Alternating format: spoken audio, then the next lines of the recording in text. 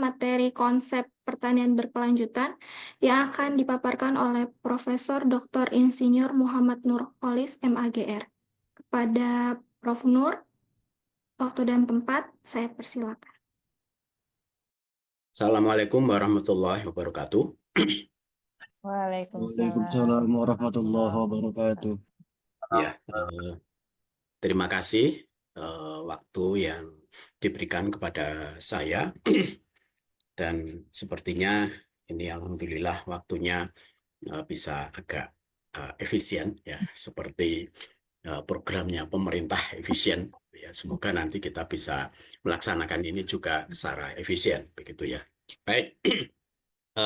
Yang saya hormati pimpinan fakultas, kemudian pimpinan jurusan prodi, para dosen, khususnya dosen pembimbing, ya, dan asisten, ya, serta adik-adik mahasiswa praktikan pertanian berkelanjutan. Ya, saya akan memaparkan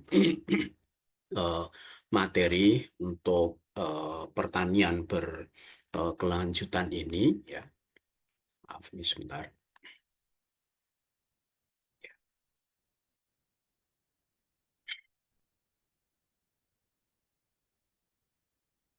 Baik, kuliah pembekalan praktikum pertanian berkelanjutan ya untuk tahun ini 26 April 2025 gitu ya. Yang akan saya sampaikan adalah nanti tentang konsep pertanian berkelanjutan ya, dan saya berharap dapat mengikuti dan juga memahami. Ya. Nah, saya berharap dari paparan ini ya, maka mahasiswa itu dapat memahami konsep ya pertanian berkelanjutan ya, kemudian memahami faktor-faktor yang berpengaruh ya terhadap keberlanjutan pertanian, dan dapat mencurahkan gagasan ya untuk meramu sistem pertanian berkelanjutan ya untuk spesifik daerah atau lokasi gitu ya.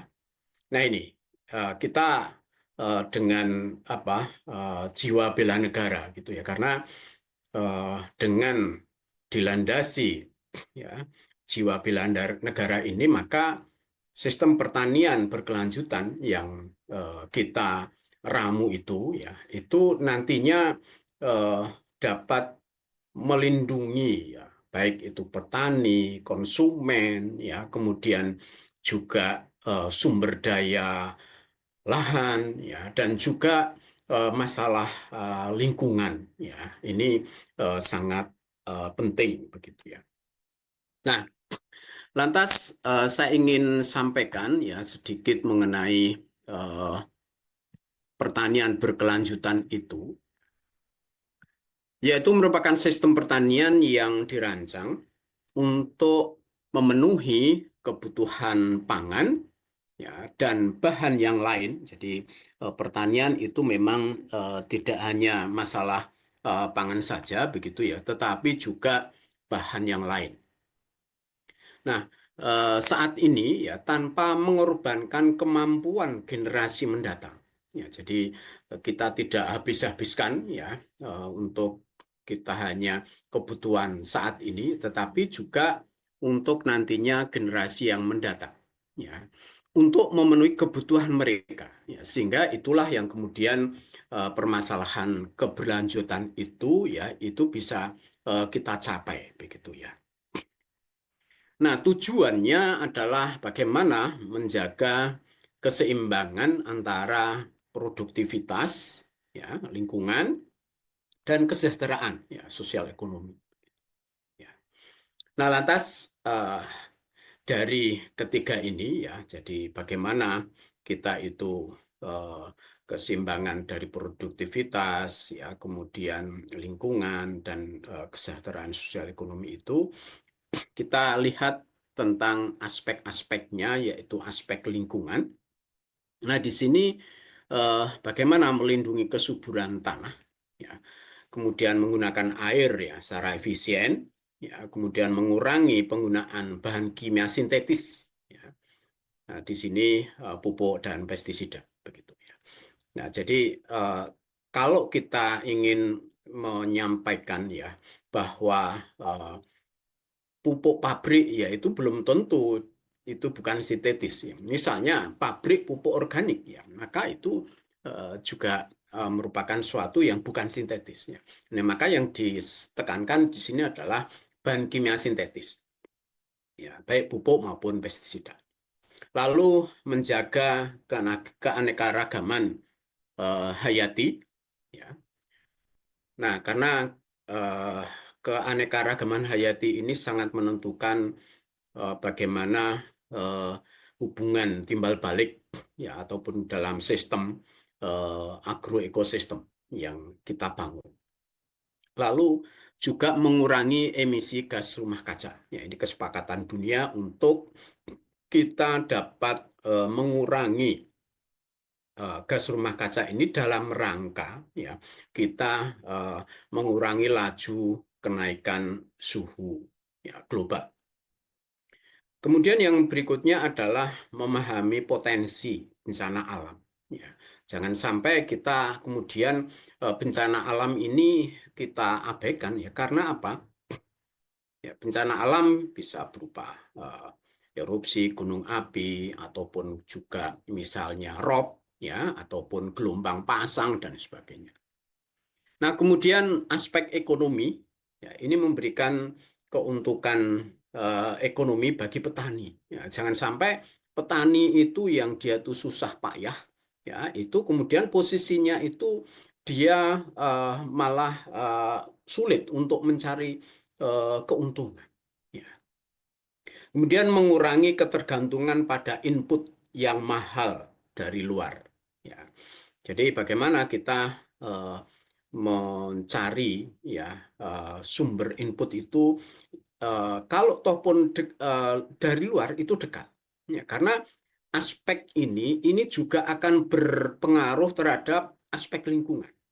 Ya, jadi kalau kita mendatangkan sumber daya itu ya input yaitu dari jauh gitu. Maka kita harus transportasi dan transportasi itu kemudian berpotensi untuk meningkatkan emisi gas rumah kaca. Lalu kemudian meningkatkan efisiensi produksi ya. Jadi produksi yang efisien itu ya lalu kemudian nantinya dapat menyebabkan biaya produksi itu rendah.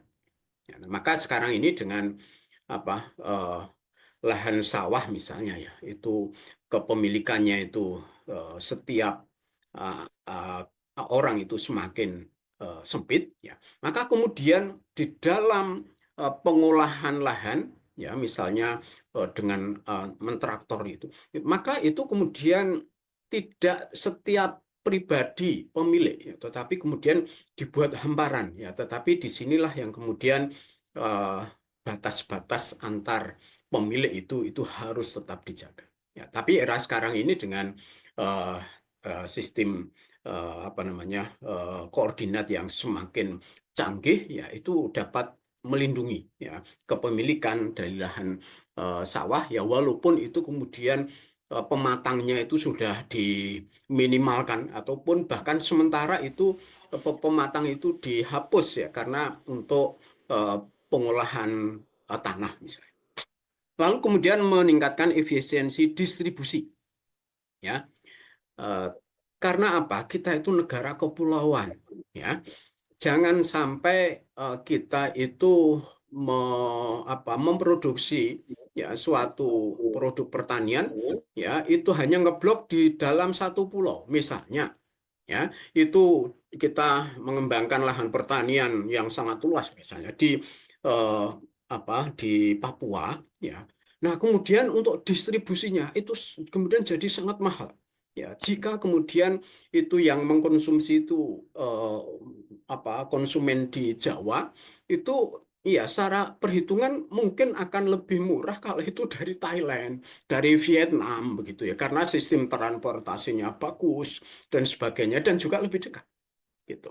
Nah, ini maka inilah bahwa aspek kita sebagai bela negara itu ya kita harus memahami ya kita bukan negara kontinen ya. Nah, kemudian yang berikutnya adalah aspek sosial. Ya, di sini meningkatkan kesejahteraan petani dan masyarakat sekitar. Ya, jadi dengan sejahtera itu di lingkungan produksi pertanian itu maka kemudian jadi aman. Ya, jadi aman. Produksi apapun itu tidak mudah menyebarkan konflik ataupun keamanan dari produk pertanian. Itu. Misalnya sekarang ini orang mau memproduksi misalnya tanaman vanili ya, itu takutnya itu bukan nggak laku ya, tetapi karena tanda petik mudah dicuri dan harganya sangat mahal misalnya gitu. Nah, inilah dengan kesejahteraan ya maka kemudian potensi-potensi negatif itu kemudian dapat diminimalkan. Kemudian mendorong keadilan sosial dan partisipasi masyarakat. Jadi bagaimana misalnya orang itu bakti sosial ya orang tanda petik punya duit banyak itu bakti sosialnya itu kepada petani ya kepada petani terus apa misalnya ya mereka memberikan misalnya pupuk ya pupuk organik itu orang-orang yang apa namanya artis misalnya ya karena artis pun juga butuh makan ya ataupun masyarakat apa orang ibu-ibu PKK perkotaan ya, partisipasi mereka bagaimana itu kemudian dapat memberikan ya bantuan sosial ya kepada para petani ya gitu. Nah, kemudian juga menjaga budaya lokal dan tradisi bertani berbasis kearifan lokal ya karena disinilah yang kemudian ya jadi dengan kita apa menjaga ini ya maka kemudian kita itu ya tidak mudah terombang-ambingkan oleh teknologi dari luar gitu ya. Nah, kemudian yang berikutnya adalah melindungi pertanian nasional. Ya, ini peran dari pemerintah ya. Bagaimana kita kemudian melindungi pertanian kita ya. Nah, lalu kemudian saya membuat ilustrasi pertanian konvensional ya itu ini adalah ya kita simplifikasi ya ada tanah ada tanaman ya lalu kemudian di sini kalau yang konvensional itu ya pestisida kimia sintetis ya kemudian menggunakan tanaman ya genetically modified crops ya atau GMC ya misalnya kemudian ini dalam rangka apa ya, meningkatkan produksi. Kalau kemudian tanpa pengembalian residu, ya, lalu kemudian pengolahan tanah secara konvensional, ya, dan kemudian tadi pupuk kimia yang sintetis. Ya, ini mengejar untuk produktivitas tinggi. Nah, ini memang bisa istilahnya dalam tempo sekarang itu bisa tinggi, ya, akan tetapi kemudian belum tentu nantinya itu bisa lestari ataupun sustainable. Nah, maka kemudian pertanian berkelanjutan itu ya, ini saya gambarkan ya. Di sini ada bagaimana mengurangi penggunaan bahan kimia sintetis, pengendalian hama penyakit secara biologis, ya konservasi tanah dan air, penggunaan ternak dan hijauan, bioteknologi, ya, rotasi tanaman, penggunaan limbah organik, kemudian diversifikasi tanaman ternak, ya, kemudian budidaya secara mekanis dan apa namanya proses pupuk kandang alami. Nah, ini harapannya ya dengan produktivitas pertanian, kelestarian lingkungan dan kesejahteraan sosial ekonomi. Maka di sini memang perlu ada metode masukan rendah dan juga manajemen skill ya karena skill pertanian itu semakin lama semakin apa namanya mengkhawatirkan ya.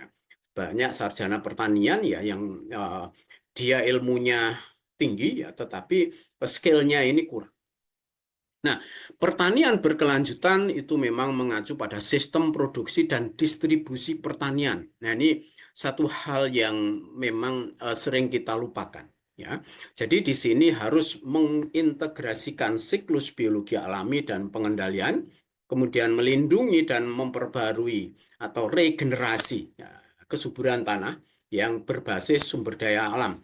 Sekarang ini berkembang regenerative farming. Ya, regenerative farming itu supaya apa? eh, Tanah itu suburnya itu bisa dapat diregenerasi. Ya, tidak hanya subur sekarang, tapi kemudian ke depan tidak tahu begitu ya. Maka di sini dinamakan regenerative farming. Kemudian mengurangi penggunaan sumber daya tak terbarukan dan input produksi yang dibeli dari eksternal. Ya, nah ini yang tantangan bagi kita. Kemudian mengoptimalkan pengelolaan penggunaan input pertanian, ya. Kemudian memberikan pendapatan pertanian yang cukup, ya, dan dapat diandalkan, ya.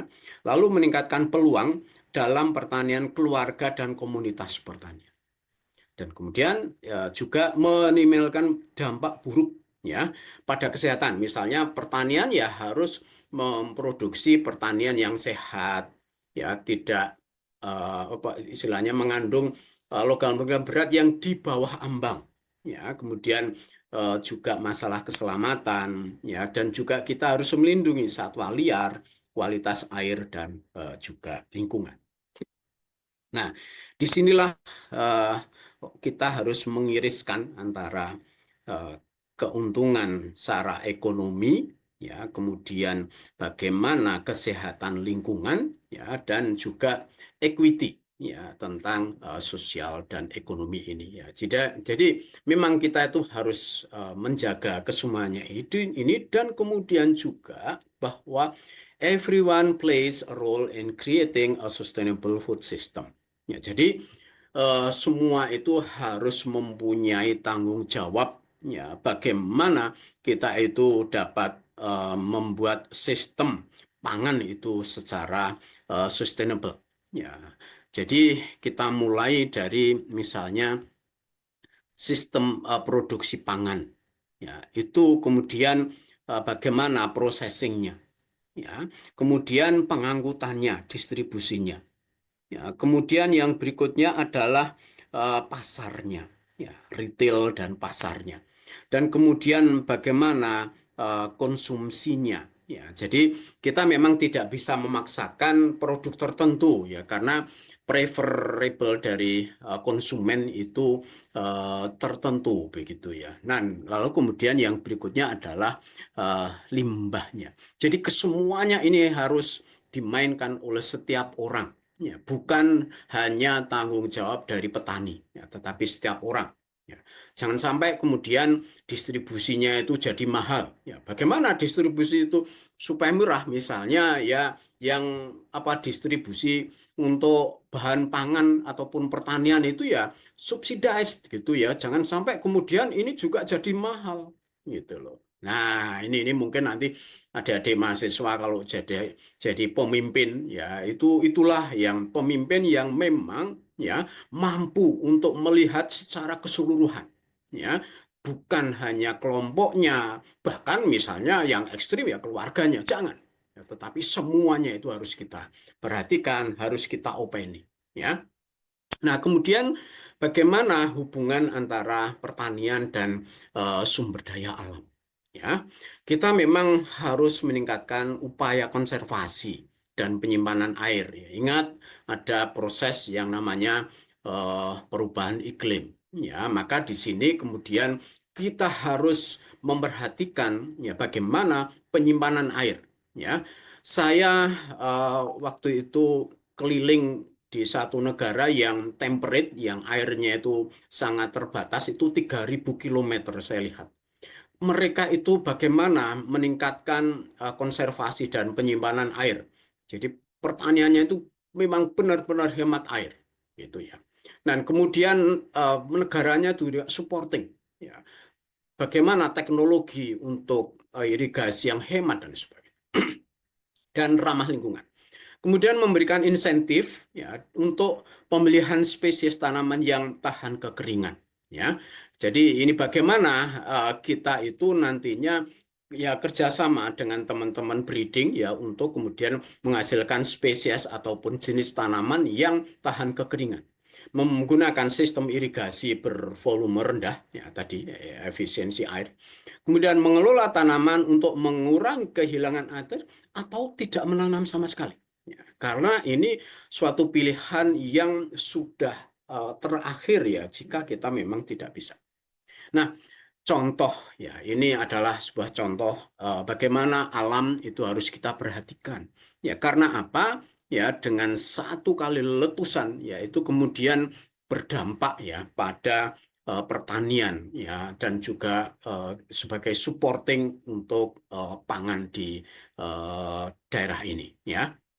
Nah, cuman yang berikutnya adalah ini apa yang saya rekam dari peristiwa tahun 2010 ya dan juga kemudian setelah 1 bulan saya lihat lagi ya ke sana itu ternyata dia kemudian dapat memberikan supporting yang sungguh luar biasa ya jadi eh, ya kalau di dalam maaf dalam Islam itu innamal usri yusra di situ ada kesulitan dan disitulah ada kemudian kemudahan karena bagaimana kita kemudian dapat menyuburkan tanah itu ya. Nah, kemudian juga masalah energi ya. Karena pertanian berkelanjutan itu ya, kita ini apapun ya tadi ya, contoh kita mau ke sama saja ya. Bagaimana nanti ya? Ya ya kita misalnya untuk urusan apa BBM dan sebagainya ya. Tidak bisa kita pungkiri ya bahwa kita ini sangat tergantung pada energi. Maka kemudian bagaimana kita mengembangkan energi terbarukan? Ya, energi terbarukan untuk supporting pertanian. Contoh yang sudah berkembang ini adalah di India, ya mereka dengan apa namanya tanaman penghasil energi, ya lalu kemudian apa sumbernya itu langsung diperas, langsung digunakan, ya untuk traktor karena dengan RPM yang rendah itu tidak masalah. Ya. Nah, kemudian yang berikutnya adalah udara. Ya, maka di sini kesehatan kita ya itu sangat tergantung pada kualitas udara. Ya, maka kita kemudian bagaimana contoh ya kita itu menghindari pembakaran. Ya. Nah, ya, karena kita itu orang pertanian ya kadang-kadang ada kita yang apa namanya limbah eh, limbah organik itu dibakar. Itu kan sebenarnya ya tidak istilahnya menjiwai ya kita ini sebagai sustainable agriculture kan begitu ya. Lalu kemudian juga masalah debu, ya pengangkutan panen, penggunaan pestisida, ya kita nyemprot ini harus hati-hati ya supaya tidak menyebabkan kesehatan terganggu. Ya, maka di sini ya kita perlu adanya apa kualitas udara ini ya untuk sisa tanaman itu kita masukkan ke dalam tanah yang menggunakan tingkat pengolahan tanah yang tepat ya kemudian supaya tidak ada debu dan sebagainya menanam penahan angin nah ini nanti Anda di areal Samas Anda akan melihat betapa pentingnya penahan angin, tanaman penutup, ya, kemudian potongan rumput asli tahunan untuk mengurangi debu dan sebagainya. Ini sebagai mulsa misalnya ya. Nah, kemudian juga tadi saya sampaikan ya bahwa semua itu bertanggung jawab ya, termasuk IAEA. Jadi International Atomic Energy Agency ya itu ada bagian yang disitulah bagaimana mengembangkan jenis-jenis tanaman yang apa tahan kekeringan. Ya, ini waktu itu kita kerjasama dengan Batan ya sekarang jadi BRIN itu lalu dengan IAEA kita mencoba apa kita kerjasama tanah dengan breeding ya itu tanaman ini kita suruh mati tidak kita siram itu nggak mati-mati. Nah ini nih harapannya. Dan kemudian juga bagaimana kita itu menanam tanaman energi yang hemat air. Ya, ini di Pantai Baru tahun 2007 ini kita sudah apa namanya waktu itu saya masih relatif muda lah gitu ya. Oke, baik. Nah, kemudian bagaimana kemudian tanah itu ya jangan tererosi ya. Maka di sini praktek untuk konservasi tanah itu harus mengurangi atau meniadakan pengolahan tanah. Ya, orang mengatakan sebagai minimum tillage atau no tillage begitu ya. Dan kemudian mengelola irigasi dan mengurangi limpasan ya, lalu kemudian menjaga tanah tetap tertutup oleh tanaman ataupun mulsa. Nah, di sini bahwa di dalam praktek pertanian itu maka strategi yang spesifik, nah ini spesifik ya. Jadi pertanian itu memang kita bisa berhasil jika kita bisa mengetahui ya faktor-faktor yang spesifik ya seperti topografi, karakteristik tanah, iklim, potensi bencana alam, hama, ya ketersediaan input lokal dan juga tujuan dari petani itu ya. Karena jangan sampai petani itu ya kita pertanian tapi petani ini tidak kita perhatikan secara individu. Nah, kemudian praktek pengelolaan yang tepat, misalnya spesies dan juga varietas yang sesuai ya dengan lokasi dan lahan pertanian itu ya yang diminati konsumen. Nah, ini karena apa? Kita memang harus hubungan antara produsen dan konsumen itu harmoni ya. Kemudian diversifikasi tanaman termasuk ternak ya, dan di sini praktek budidaya meningkatkan stabilitas biologis dan ekonomi pertanian. Ya, jadi secara biofisik dan ekonomi ya itu harus harmoni. Kemudian pengelolaan tanah untuk meningkatkan melindungi kualitas tanah ya menggunakan input yang efisien dan manusiawi. Ya, jadi era sekarang ini hak asasi manusia ini juga sangat-sangat kita perhatikan. Kemudian pertimbangan tujuan dan pilihan gaya hidup dari petani. Ya, jangan kita itu mengabaikan ya bagaimana lifestyle dari petani. Ya, itu kadang-kadang kita abaikan ya. Mereka kan cuman petani, jangan. Ya, jadi lifestyle itu semua orang itu mempunyai hak yang sama. Ya. Nah, kemudian pengelolaan tanah ini maka filosofi umum pertanian berkelanjutan adalah tanah yang sehat. Ya. Kemudian tanah yang sehat akan menghasilkan tanaman yang sehat pula. Kemudian pengelolaan tanah, air, dan nutrisi yang tepat, yaitu dia dapat mengurangi ya potensi untuk berkembangnya OPT, ya gitu. Karena disinilah peran tanaman yang sehat itu dia akan tahan terhadap OPT, organisme pengganggu tanaman ya. Seperti kita kalau performa kita sehat itu juga tidak mudah sakit. Kemudian sistem pengelolaan tanaman pangan yang merusak kualitas tanah, yaitu dapat meningkatkan kebutuhan air, nutrisi, pestisida, ya, dan juga energi yang lebih besar ya untuk mempertahankan produktivitas itu. Ya. Dan kemudian bagaimana metode untuk melindungi dan meningkatkan produktivitas tanah itu, ya, ini menggunakan tanaman penutup, kompos, ya, atau pupuk kandang, pengelolaan tanah, ya, lalu kemudian menghindari lalu lintas saat tanah itu basah. Karena apa? Inilah yang kemudian akan menyebabkan terjadinya kerusakan struktur tanah. Ya, nah kemudian menjaga penutup tanah dengan tanaman dan atau mulsa. Ya, nah kemudian yang berikutnya, kita di dalam pertanian yang berkelanjutan itu ternak ini juga mempunyai peran yang sangat penting ya. Karena dia di sini akan memberikan dukungan ya, terutama untuk konsumsi tapi juga untuk pupuk organik ya dan bahkan energi ya. Nah, di sini maka perlu adanya perencanaan manajemen pemilihan jenis ternak, nutrisinya, reproduksinya, kesehatannya, penggembalaan kalau memang digembala ataupun di kandang. Ya, ini harus kita perhatikan dan itu spesifik antara satu dengan yang lain kemungkinan bisa berbeda. Nah, konteks tentang ekonomi, sosial, ya, dan politik ini juga sangat berperan penting ya, karena sistem pangan ini mencakup pertanian dengan melibatkan interaksi ya antara individu dan lembaga ya yang di sini ya meliputi petani. Ya, petani harus dinomorsatukan, ya, baru peneliti. pemasok input, ya. Bagaimana istilahnya dia perusahaan yang dagang pupuk, pestisida, bahan pembedah tanah. Sekarang ini sudah ada produk-produk misalnya asam humat, ya, dan juga bahan yang lain yang untuk meningkatkan kesuburan tanah, pekerja pertanian, ya. Kemudian serikat, ya, serikat petani ini juga harus juga diperhatikan. Penyuluh, ya. Era sekarang ini orang kemudian mulai sadar, ya, bahwa penyuluh itu juga sangat diperlukan, ya, di dalam kita melestarikan pertanian, ya, secara berkelanjutan. Ya.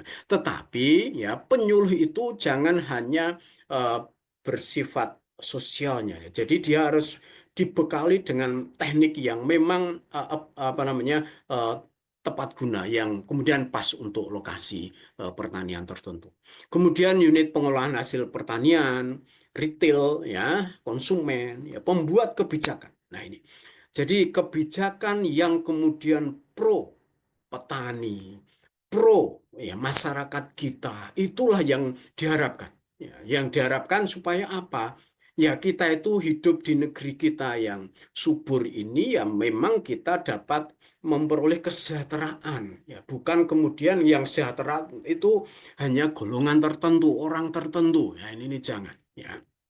Nah, kita lihat permasalahan lahan pasir pantai, ya, untuk keberlanjutan pertanian ini kita harus memahami itu, ya, bagaimana kok bisa dia itu bisa lahan pasir pantai, ya. Maka di sini ternyata sumbernya itu dari Merapi sana.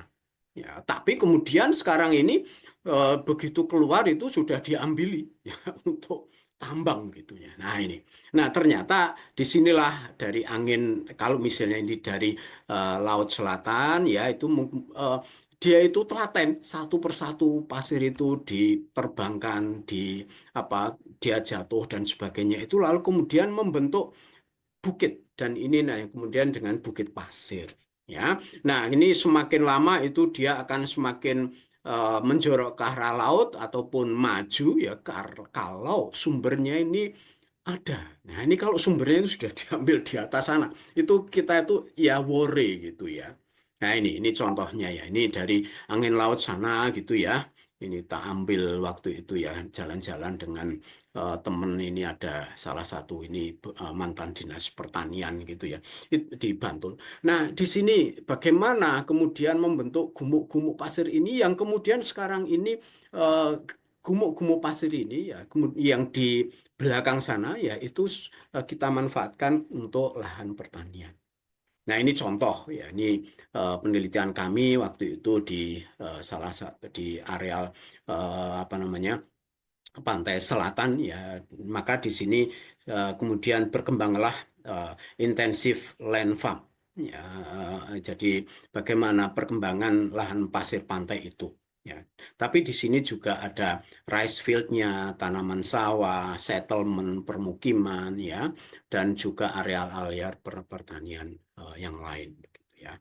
Nah, coba lihat ini, bukan saya selfie ini saya ingin melihatkan bagaimana potensi, ya, bencana alam di areal apa namanya pesisir, ya. Nah, ini gelombang yang besar, ya, dan juga sekarang itu kan dikembangkan eh, apa namanya cemara udang, ya. Nah, ini ternyata cemara udang itu yang dia itu langsung terkena oleh angin laut yang kegaramannya itu tinggi itu, dia kemudian mengering, nggak kuat dia, ya, nggak kuat gitu, ya. Nah, maka dari itu, ya, kita memang perlu dari sisi riset, ya, bagaimana ini memang tujuannya untuk wind barrier, ya, supaya angin itu tidak kencang sehingga produktivitas pertanian ini jadi bagus, begitu, ya. Ya, namun, ya, sekali lagi kadang-kadang, ya, sebenarnya secara alami kita itu memerlukan tuh, ya, angin laut itu untuk membentuk sand dune ini, ya. Tetapi, ya, bagaimana kita kemudian lantas kita pakai untuk pertanian, maka kemudian senjun ini sekarang ini semakin lama itu semakin tidak terbentuk. Nah, ini bagaimana kemudian mungkin nanti adik-adik mahasiswa itu ide-ide apa itu supaya pertanian lahan pasir pantai ini, yaitu bisa lestari. Ya, ini kita lihat ya, dia itu untuk pertanian ini dengan menggali sumur. Ya, sumurnya ini tidak dalam ya, dan Anda nanti bisa cek apakah ini nanti apa namanya salin atau tidak.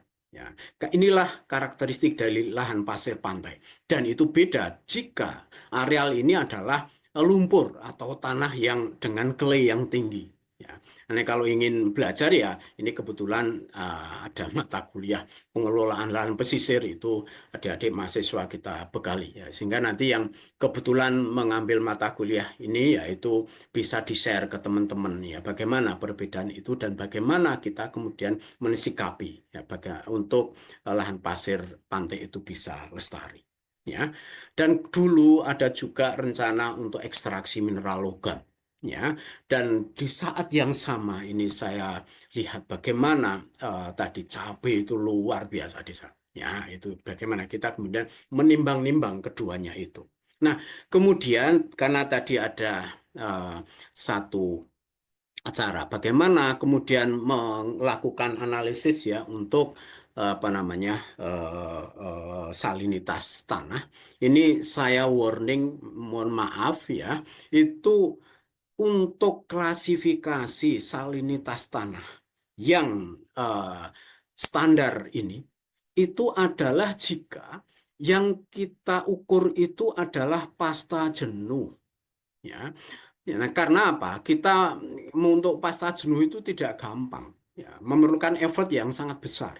Ya, dan biasanya yang kita pakai adalah perbandingan tanah dengan air itu 1:5. Nah, ini peneliti dari Australia ya itu sudah meneliti bagaimana untuk penetapan salinitas tanah itu.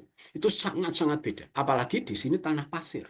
Ya, di sini dengan apa electrical conductivity ya itu hanya 0 sampai maaf ini misalnya ya 0,5 sampai 0, sampai 1, ini sudah tinggi gitu ya. Karena apa? Ya karena yang kita gunakan itu adalah eh, ekstrak tanah dengan perbandingan yang encer gitu. Nah ini tolong ya ini nanti sebagai semacam pedoman jangan sampai kemudian Anda nanti ngekstrak di sini oh ini cuman apa namanya cuman 0,3 misalnya. Oh 0,3 itu sudah moderate gitu.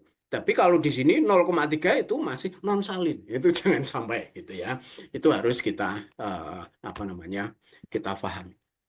Baik. Nah, inilah salah satu bahaya ya jika kita apa namanya ya dimanapun ya tidak hanya di pesisir gitu ya itu dengan teknologi ya eh, lidar ya kita bisa membuat semacam modeling ya bagaimana kemudian areal-areal ini yang potensi jika kemudian kenaikan muka air laut ya itu ya ini sampai misalnya 4 meter dan sebagainya. Nah, ini. Jadi ini kalau sekarang misalnya min 0,8 ya, kemudian meningkat meningkat meningkat begitu ya. Itulah yang kemudian kita harus waspadai ya tentang fenomena alam ya. Dan ini teman-teman dari LIDAR dan kita ini juga bekerja sama ya dengan perusahaan yang apa mereka punya teknologi LIDAR ya untuk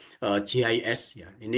Ini saya apa terima dari mereka ya. Jadi eh, ini boleh nggak saya putar kalau dengan mahasiswa boleh Pak. Nah ini supaya apa? Kita ini bisa memahami ya kondisi alam ya. Kita harus bertani ini pun itu harus bersandingan ya dengan alam ya. Jangan sampai kita memaksakan gitu ya. Baik. Nah, ini yang tadi sebelumnya tadi saya sampaikan, ternyata di Samasi itu juga pernah terjadinya rob gitu ya. Dan robnya ini kemudian waktu itu ya saya ini eh, dengan salah satu mitra kita ya ini nanti Anda akan ketemu sama orang yang punya areal ini gitu ya. Itu robnya itu kemudian menyebabkan yang putih-putih ini adalah kristal garam. Ya, Anda bisa bayangkan ya bagaimana kemudian apa namanya kerugian mereka gitu ya. Tetapi petani itu instingnya luar biasa. Ya, setelah mereka ada bencana seperti ini ya, itu kemudian mereka coba, ya, mereka coba bibit tanamannya itu ya dimasukkan ke dalam polybag yang bebas kegaraman, lalu mereka tanam. Oh, ternyata tanaman itu kemudian tidak mati, tetapi produktivitas tinggi. Ya, dan waktu itu saya juga dikasih salah satu produknya itu adalah terong ya. Terongnya itu memang rasanya agak asin-asin gitu ya. Nah ini, jadi ya tadi kembali innamal usri yusra tadi. Di situ ada kesulitan, disitulah kemudian ada kemudahan. Karena apa? Air laut itu tidak hanya NaCl, tetapi juga ada magnesiumnya, kaliumnya, ya, kalsiumnya ada. Itu. Inilah yang kemudian dapat memberikan apa namanya supporting nutrisi. Ya, ini Anda lihat ini saya close up begini. Nah, ini adalah apa namanya kristal garam gitu ya. Baik. Nah, kemudian kita juga perlu untuk mengembangkan integrated farming. Ya. Saya waktu itu tahun 2000 berapa ya? 2010 ya sampai 2013 itu kemudian mendapatkan hibah untuk pengembangan integrated farming begitu ya. Itu bagaimana kita mengubah dari sistem pertanian yang input tinggi itu ya, jadi masukan biaya, degradasi lahan, ya ketergantungan, ya, dan sistem terbuka itu kemudian kita buka, kita ubah maaf menjadi yang terintegrasi dengan di sini memasukkan masukan dari luar yang rendah ataupun bahkan nol, biaya relatif rendah, daya dukung lingkungan stabil, mandiri, sistem yang mengarah dari terbuka itu menjadi tertutup itu kemudian dapat menjadikan ya itu apa namanya pertanian terintegrasi. Ya. Nah, kemudian eh, jadi salah satu solusi ya. Ini adalah bagaimana ini ada apa maaf mungkin dari ternak dulu ya. Ternak ini ya kita ambil gasnya dulu ya untuk bahan bakar ya yang terbarukan ya. Kemudian yang lain ataupun sisanya dari limbah biogas itu untuk pupuk organik diaplikasikan, tapi juga kita harus memelihara tanaman pakan. Ya, kemudian tanaman pakan ini ya supaya awet ya kita fermentasi dari ini jadi merupakan salah satu solusi lah itu. Itu waktu itu kami di Kulon Progo itu 3 tahun ya untuk memberikan pendampingan karena mendapatkan hibah ya dari Kementerian waktu itu namanya apa Kementerian Pendidikan ya. Oke, baik. Nah, kemudian juga waktu itu kami juga diminta oleh Dinas Pertanian DIY untuk melakukan kajian tentang pertanian terpadu di lingkungan DIY. Saya kemudian ini salah satu contoh saja di Semin ya. Karena di sini mereka tidak mau kemudian apa namanya kandang itu kelompok, mereka kandangnya itu pribadi. Ya, ini di belakang rumah. Ya, kemudian di sini ada pertanian yang langsung mendapatkan pasokan apa namanya limbah dari ternak itu.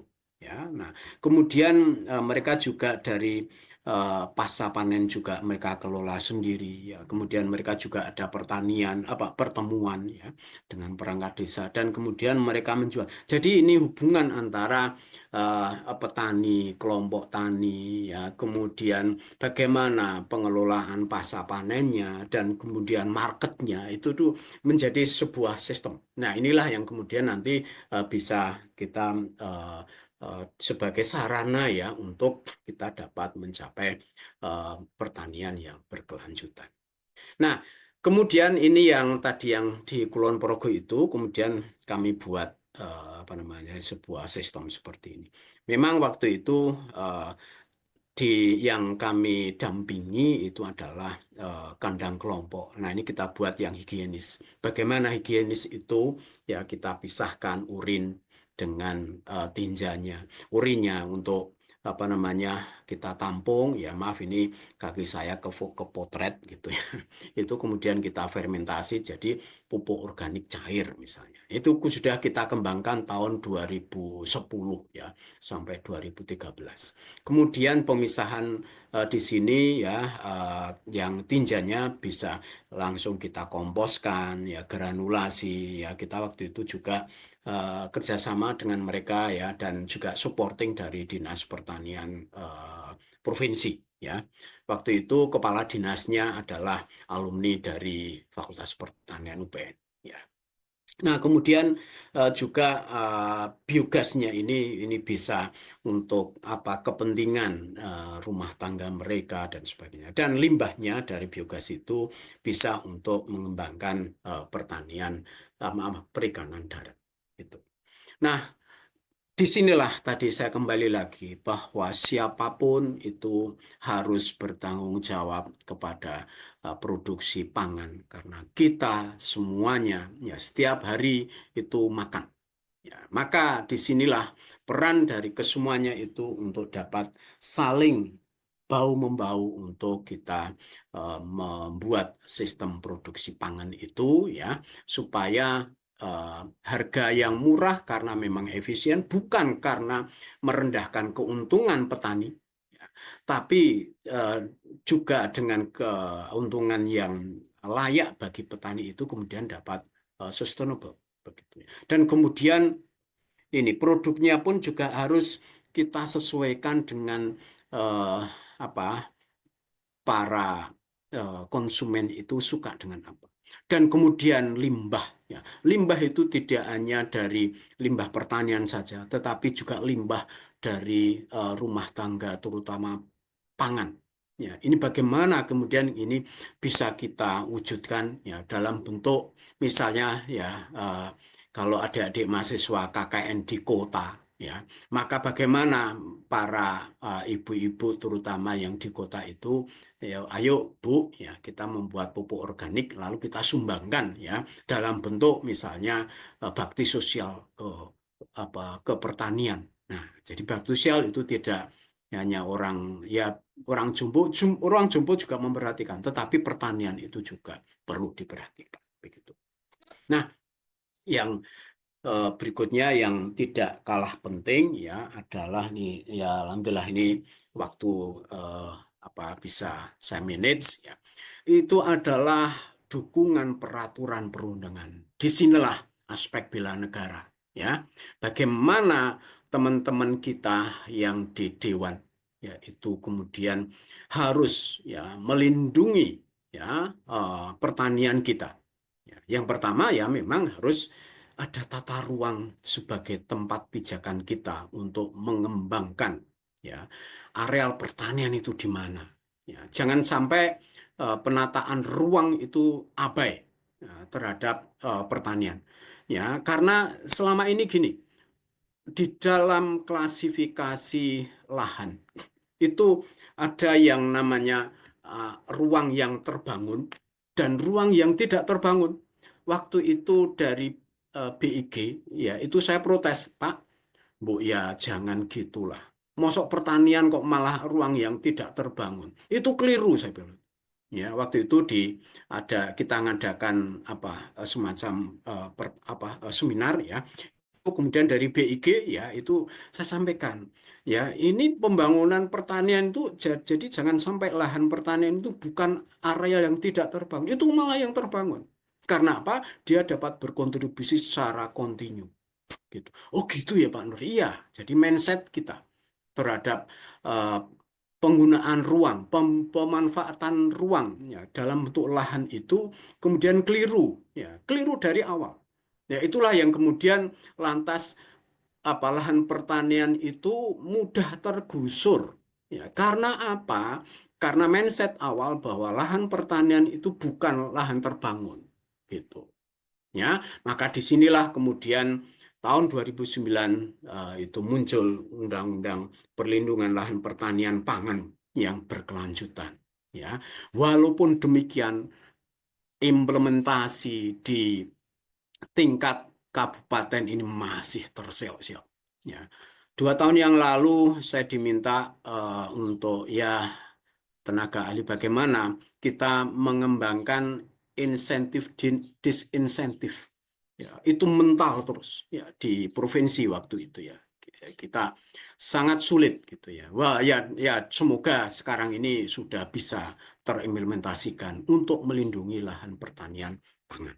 Ya. Dan kemudian ada undang-undang yang tahun 2019 yaitu sistem budidaya pertanian berkelanjutan. Ya, maka di sini saya sampaikan tentang harus asasnya itu manfaat, keberlanjutan, kedaulatan, keterpaduan, dan kebersamaan. Semoga undang-undang ini memang benar-benar ya kita itu berdaulat. Ya, jangan sampai kita itu sedikit-sedikit impor, sedikit-sedikit impor. Ya, padahal kita potensi yang sangat besar. Disinilah aspek bela negara kita untuk bagaimana kita membangun ya mahasiswa ya. Jadi membangun mahasiswa yang memang benar-benar jiwa bela negara itu tidak hanya nyanyi tetapi implementasinya. Ya. Nah, memang permasalahan alih fungsi.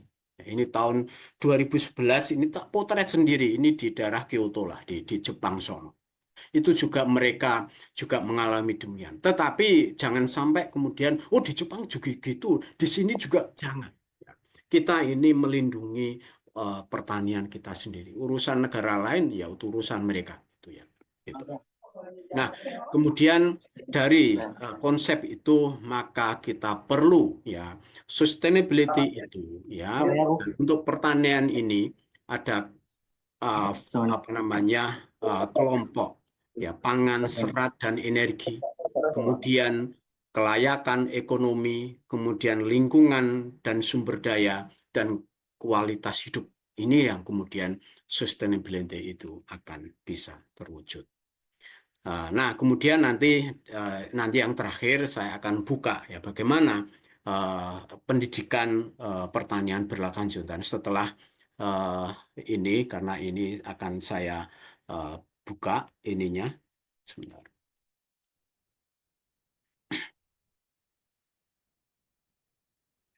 Nah, eh, ya kita ingin melihat ya di sini.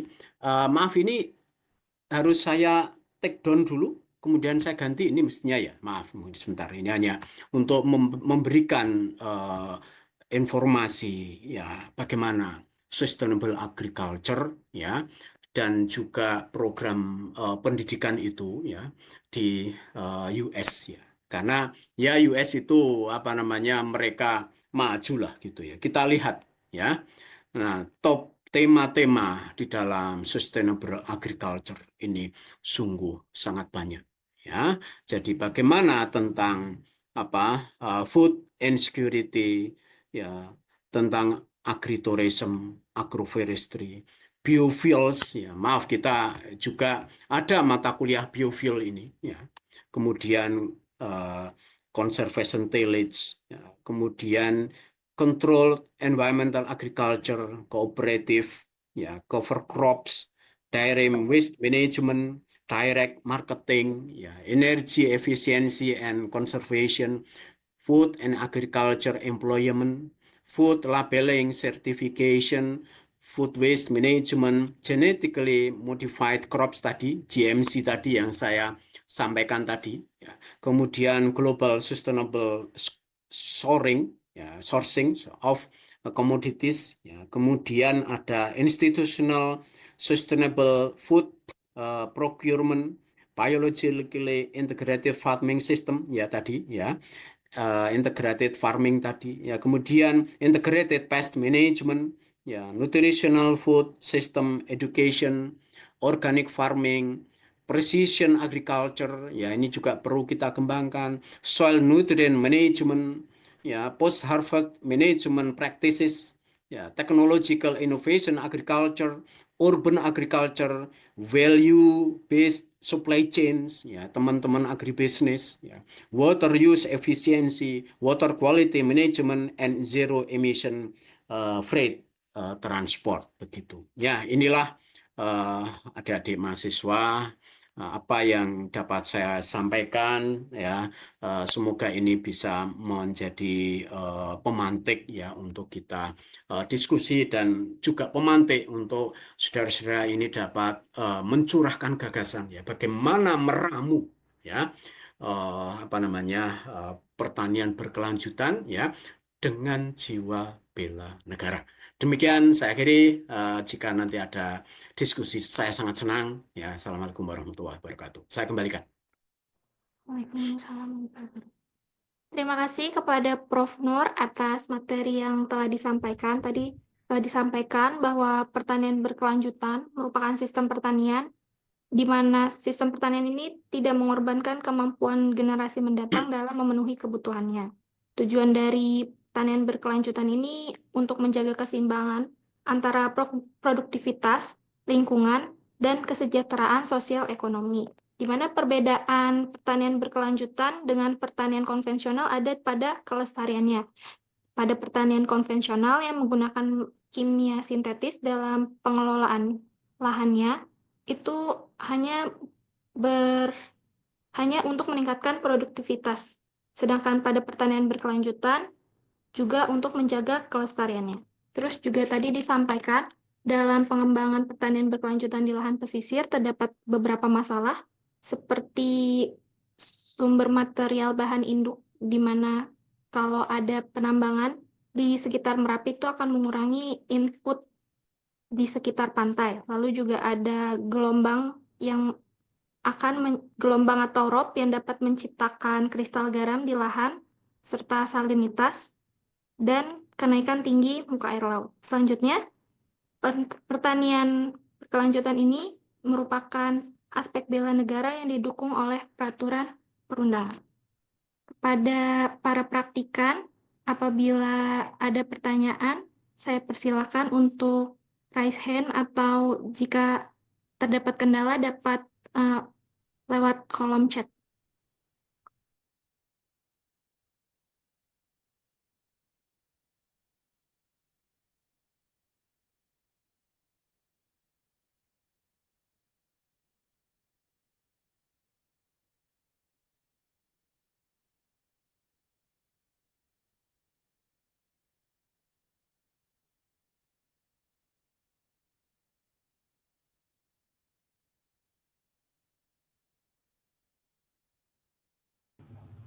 Itu sepertinya ada yang raise hand itu ya. Maaf. Oh ya, kepada saudara Balangga saya persilakan.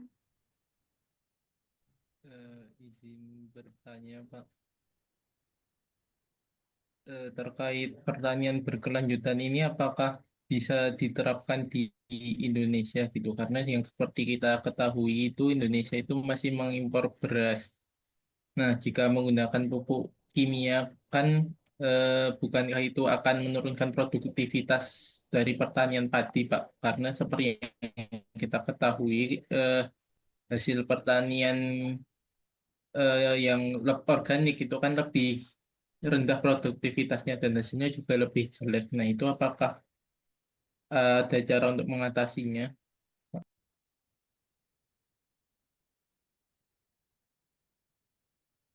Halo, sepertinya apakah itu pertanyaannya? Maaf, mungkin perlu ini di sekali lagi kurang jelas pertanyaan. Izin bertanya, Pak, untuk pertanian berkelanjutan ini apakah bisa diterapkan di Indonesia? Kan kita sendiri ketahui Indonesia itu masih melakukan impor beras gitu, Pak. Nah, jika pupuk kimia itu dikurangi, bukankah nanti menjadi produktivitas dari beras sendiri itu akan berkurang? Dan Oke, eh, ya paham. Oke, ya. Jadi gini, eh, yang namanya pertanian ya, misalnya produksi beras atau pertanian pangan khususnya lahan sawah, ya, itu kuncinya itu tidak hanya pada pupuk kimia. Ya, jadi kalau Anda tadi menyimak begitu yaitu bahwa harus ada kecukupan, ya, harus ada kecukupan begitu. Dan impor beras itu kan karena kita produksinya apa masih kurang. Nah, produksi ini bisa macam-macam. Ya, misalnya lahan yang masih kurang, ya. Kemudian apa namanya, bagaimana kita kemudian sistem produksi yang masih kurang bagus gitu, ya. Nah, sekali lagi bahwa pertanian yang berkelanjutan itu tidak harus meninggalkan pupuk kimia apa namanya sintetis ya, tetapi harus ada semacam perhitungan. Nah, perhitungan inilah yang kemudian perlu adanya analisis. Seberapa misalnya fosfor yang sudah kita tebarkan ke dalam tanah itu, ya, berapa yang masih tertinggal. Nah, gitu ya. Nah, kemudian berapa yang harus ditambahkan dan bagaimana kemudian fosfor yang tertinggal itu kok nggak bisa diserap tanaman misalnya. Bagaimana kemudian usaha untuk dapat mengambil gitu ya. Dan kemudian kita punya sumber-sumber daya yang sungguh luar biasa itu, ya jika kita kelola, ya bisa. Ya, insya Allah bisa itu pertanian berkelanjutan yang di tempat kita. Ya. Nah, maka dari itu silahkan Anda kemudian curah gagasan, ya, curah gagasan dan kemudian meramu sistem pertanian di Indonesia ataupun di daerah ataupun di lokal, yaitu supaya memang kita bisa menuju sana. Dan saya senang Menteri Pertanian yang sekarang ini mempunyai tekad yang sungguh luar biasa, ya, karena juga termasuk distribusi pupuk, distribusi beras itu kadang-kadang kalau ini terganggu dengan apa namanya gangguan-gangguan itu, ya kemudian kita akhirnya sulit ya gitu ya.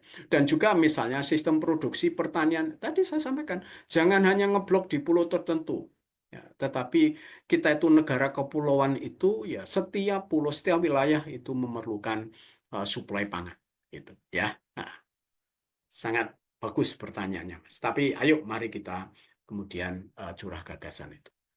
Gitu, Mbak Nurul. Baik. Terima kasih, Prof. Bagaimana Saudara Balangga? Apakah sudah menjawab pertanyaannya? Terima kasih Pak sudah menjawab. Mungkin ada yang ingin bertanya lagi? Masih ada waktu sekitar 20 menit.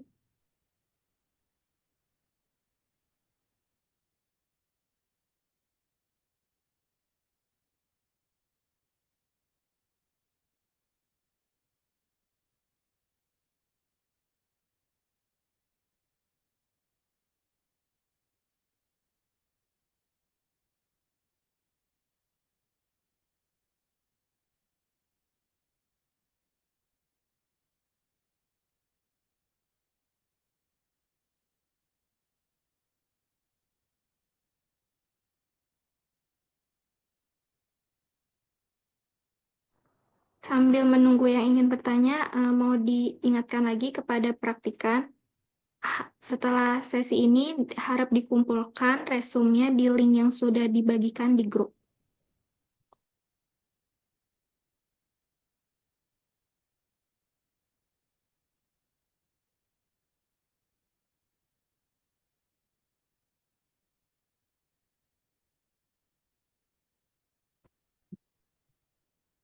Teman-teman praktikan pertanian berkelanjutan, ayo silahkan kesempatan untuk bertanya kepada Prof. Nur terkait tadi konsep pertanian berkelanjutan.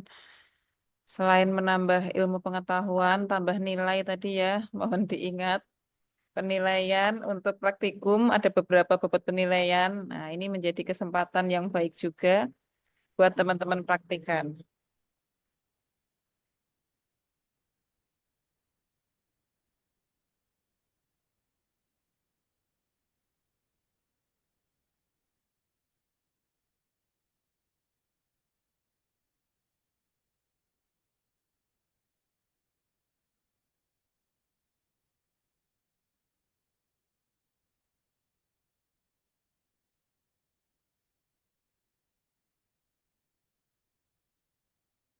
Monggo mungkin kalau ada yang perlu pancingan-pancingan dulu, ya.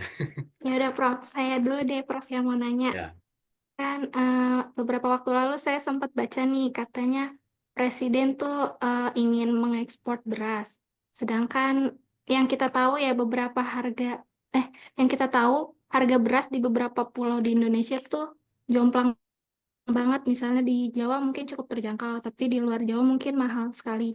Nah, pendapat Prof ini apakah ekspor ini tuh mendukung pertanian yang berkelanjutan untuk meningkatkan perekonomian petani, atau baiknya didistribusikan dulu di tiap-tiap pulau agar harganya lebih stabil? Seperti itu, Prof. Ya, makanya tadi saya sampaikan ini konsep pertanian yang berkelanjutan ya, itu juga harus mempertimbangkan ya bentuk negara kita. Ya, bentuk negara kita itu kan kepulauan. Ya, kalau kita memproduksi beras di satu pulau, ya, lalu kemudian eh, kita akan mendistribusikan keluar pulau, itu kan ya dari tempat lokasi itu misalnya ke pelabuhan ya, itu apakah juga sarana transportasinya itu sudah bagus, ya, sudah jalannya itu ya seperti jalan tol. Ini yang kadang-kadang tidak difikirkan, ya. Jadi eh, dari distribusi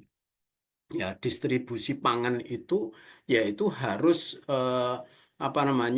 dengan sistem transportasi yang bagus. Waktu itu saya pernah diundang oleh Kementerian Pertanian ya untuk memberikan gambaran ya bagaimana kemudian sistem pertanian ya, yaitu ya saya sampaikan ya bahwa kita itu basicnya adalah negara kepulauan ya. Negara kepulauan itu misalnya kita membuat eh, eh, lumbung pangan ya itu di Papua sana ya di daerah Merauke misalnya. Nah, kemudian setelah itu jadi apa eh, gabah, ya kemudian jadi beras di sana. Maka kemudian bagaimana mendistribusikan dari Merauke itu, dari areal produksi itu ke Jawa.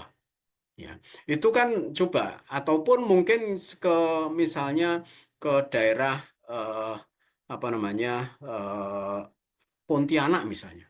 Nah, Pontianak itu ya kan lebih dekat Thailand kan. Kan itu ya loh. Nah, maka dari situ ya mestinya itu yang namanya kita membuat sentra-sentra produksi pangan. Ya, itu ya setiap pulau itu harus punya sentranya sendiri-sendiri. Bahkan juga ya pulau-pulau yang kecil ya itu harus mereka juga bisa apa paling tidak 30% yaitu bisa diproduksi. Ya, karena apa? Jika kemudian terjadi bencana alam ya seperti tsunami misalnya, gelombang besar, maka pulau-pulau kecil itu akan terisolasi, ya. Mereka kalau masih punya stok pangan nggak apa-apa. Kalau nggak, mereka akan kelaparan tuh. Gitu ya. Karena sulit untuk kemudian mensupport itu, gitu ya. Nah, maka dari itu ya kita oke lah kalau misalnya kita produksi berasnya itu di ya itu yang paling dekat ataupun kita ekspor ke Papua Nugini misalnya. Ya. Nah, ini maka kebijakan-kebijakan pemerintah itu ya yang kemudian bisa mendukung pertanian berkelanjutan.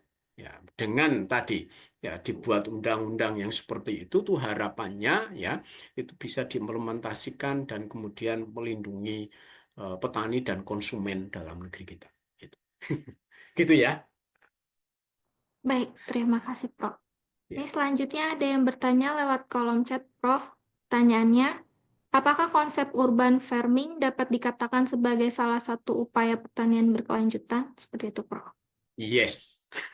Ya, yes. Ya. Karena coba ya, pertanian perkotaan itu jika bisa digarap dengan baik, konsumennya kan dekat sekali kan.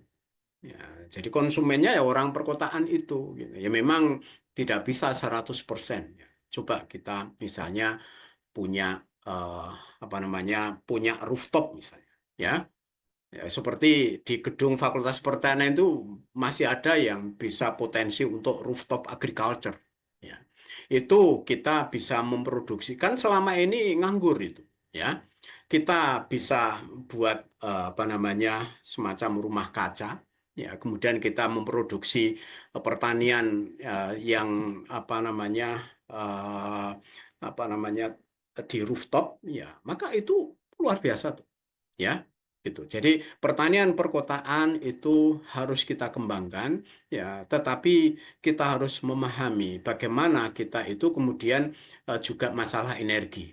Nah, kalau misalnya rooftop agriculture, maka harus kita support dengan misalnya pembangkit listrik tenaga surya. Supaya apa? Air yang kita naikkan itu ya, itu tidak kemudian kita menggunakan bahan bakar dari fosil. Nah, gitu tuh loh ya. Jadi apa namanya, dan kemudian harus efisiensi air. Ya, airnya jangan sampai banyak menguap ya, harus kita kelola lagi dan sebagainya. Nah, itu yang namanya sustainable agriculture itu harus di setiap tempat itu kalau bisa kita ini. Ya, karena tadi saya sampaikan bahwa untuk kecukupan pangan itu semua orang itu harus bertanggung jawab. Gitu ya. Baik, terima kasih, Prof. Oh, ini ada yang ingin bertanya untuk saudara J saya. Saya persilakan. Terima kasih Mbak. Izin bertanya Prof, saya dari kelompok 27. Pertanyaan saya, apakah di Indonesia sendiri pertanian berkelanjutan ini dikatakan cocok untuk petani-petani kecil ya Prof? Kalau misalnya kita ngomongin petani yang skalanya udah menengah ke atas gitu, yang udah skala bisnis, pasti kan mereka udah punya kesiapan modal dengan rangkaian pertanian berkelanjutan yang tentunya butuh modal yang lebih besar karena kan untuk persiapan jangka panjang agar itu bisa berkelanjutan pasti butuh adanya serangkaian sistem dan kegiatan yang dilakukan dan tentunya modalnya lebih besar. Tapi kalau misalnya itu diterapkan untuk petani yang skalanya kecil menengah gitu yang mungkin dia hanya bertani untuk pemenuhan kebutuhan hidupnya, apakah masih dikatakan cocok, Prof? Terima kasih. Ya, jadi contoh yang apa eh, punya lahan yang sempit-sempit itu tidak hanya kita ya. Jepang itu ya, Jepang itu kan penduduknya itu lebih dari separuh dari tempat kita. Ya, lahan yang bisa untuk pertanian itu dia jauh lebih apa namanya, jauh lebih sempit. Gitu ya. Maka disinilah kemudian bagaimana kita bisa mengembangkan ya pertanian yang efisien.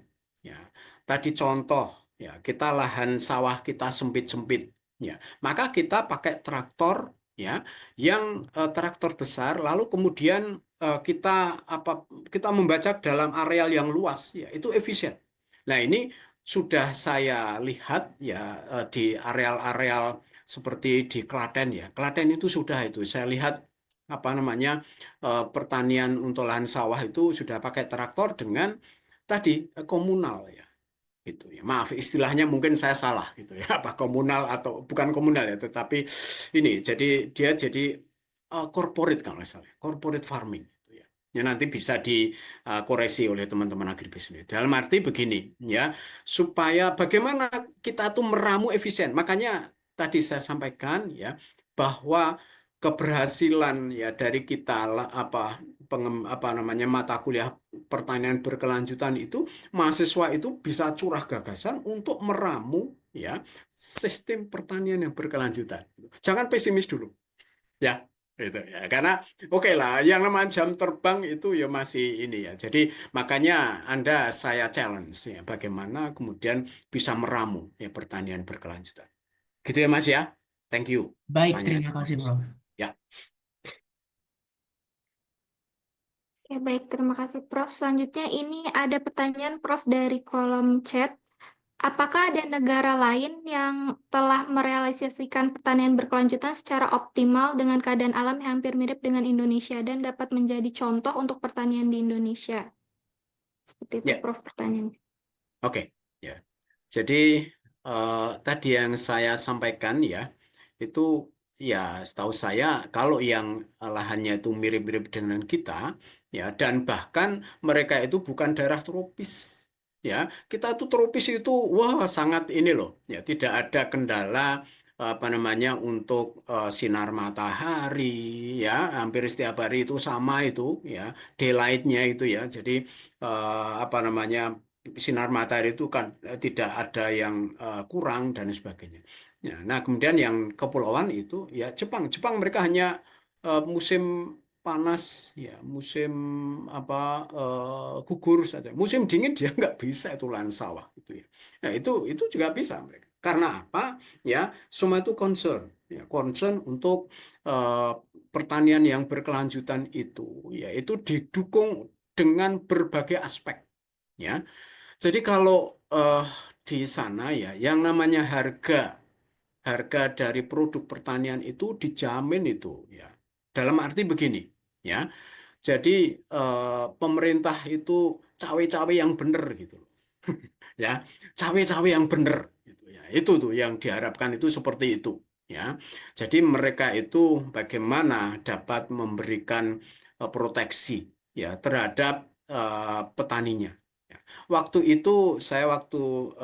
hidup di sana ya itu waktu itu ada peraturan internasional bahwa setiap negara itu harus mengimpor apa apa namanya beras ya dari luar negeri.